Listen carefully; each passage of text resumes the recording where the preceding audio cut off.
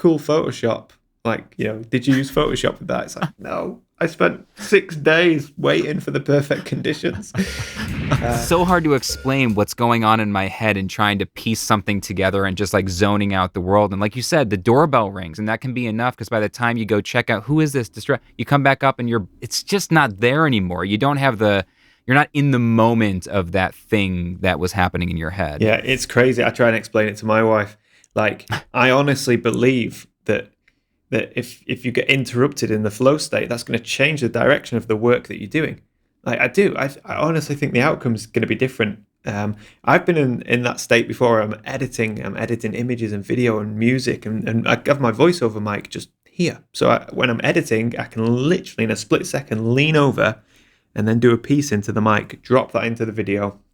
And it's all working. It's all just coming. I don't script anything.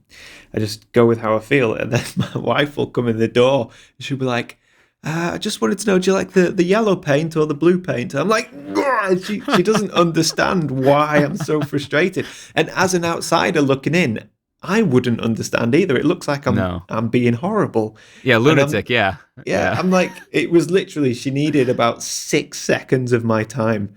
But it's not the time, it's the interruption that gets me. So what are some of the biggest misconceptions about being a landscape photographer? What are the things that people just assume when they meet you? People just assume that you spend all of your time outside taking photographs. It's just so not true. I get out maybe like once every couple of weeks if I'm lucky. Wow. No, it's all emails and admin and editing and processing. So that's the major assumption is that that you're always out in the landscape. The other major assumption, this is usually by non-photographers, is they go, oh, cool Photoshop. Like, did you use Photoshop with that? It's like, no, I spent 6 days waiting for the perfect conditions. So yeah, that's it. But no, a lot of people, it's not that they don't get it. It's just, so many people have phones on them these days and they'll just be in the moment. Something cool happens. Maybe there's a nice sun. Maybe they're at the beach and there's a nice sunset. They'll get the phone and they'll take a picture. So I think they assume that that's what we do, but with a bigger camera. And that's quite often not the case. I mean, that is the case sometimes, very reactive photography where something happens and then you try and react to it as quickly as possible. But a lot of it is research and endurance and, trying to get some kind of feeling across with your images, trying your best to make, I don't know, I'm not really sure what I'm trying to say here, but trying to make an image rather than take an image, I suppose. Yeah, that made me think of is the intention when we talk about art, and you can get really philosophical. We don't have to go there, but the intention matters because I'm from Buffalo, New York originally, and we had this incredible art gallery, the Albright Knox Art Gallery, and there's this one, and I wish I knew who the artist was. There's this very famous piece of art in this art gallery that's a giant white canvas with just a red dot painted in the middle of it. And that's the whole thing. And this thing is famous and it's been there forever. And I remember how many times if you went there with your friends, we used to go to the art gallery, every time you walk past that, someone near you is going to make that joke, well, my 5-year-old could have done that. And I remember thinking every time someone said that, even when I was too young to really understand the philosophy of art, I remember thinking, yeah, but the 5-year-old doesn't know what he's doing when he does that. And this artist did. They did it on purpose, right? They did it for a reason. Even if you don't know what the reason is, there's something behind this image.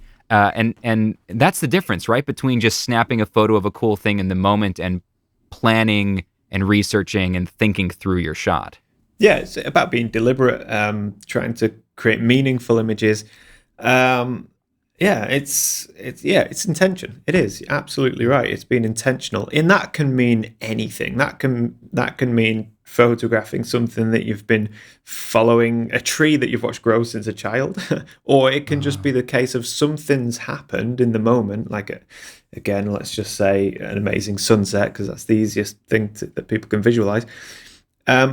And you position your camera in a certain way. You get lower to the ground, or you place something in the foreground or whatever, the usual stuff. But just even that that small amount of kind of being intentional can make such a big difference. I mean, the classic thing is if you go into an art gallery or a photography gallery where there's images on the wall, you'll find a lot of people will look at the pictures and they'll say, "Oh, I could have taken that."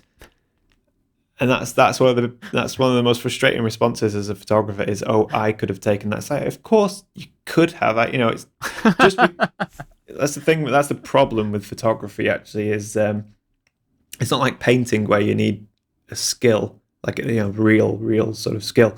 Photography, in theory, anybody can do it. It's very accessible, and that brings with it the assumption that if you see something, you think, well, I could do that. I could have taken that. But I'd question whether they could, because you have to see things and you have to anticipate things. Yeah, I don't want to get too deep with it, but the most important thing you said in all of that, which was a great photographer gets maybe 12 keepers a year, 12 good images a year.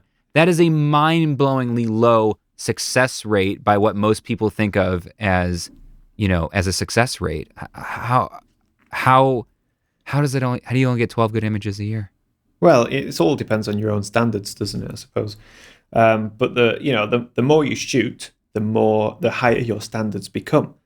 Yeah. So now you're just looking for perfection, perfect light, perfect subject, great texture, great colors.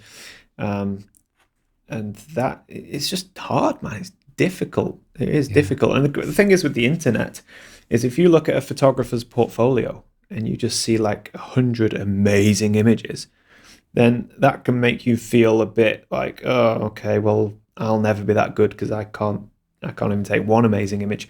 But what you're not seeing is the 10,000 terrible images that photographer took that he didn't put on his website. Yeah. And then if you multiply that by all of the good photographers online, you're just bombarded by a million amazing images, but you're not seeing the trillion not so amazing images. It's just one of those things. You find a great subject, but the lights, the conditions don't quite work out. Your composition was off a bit. So yeah, all in all, one a month.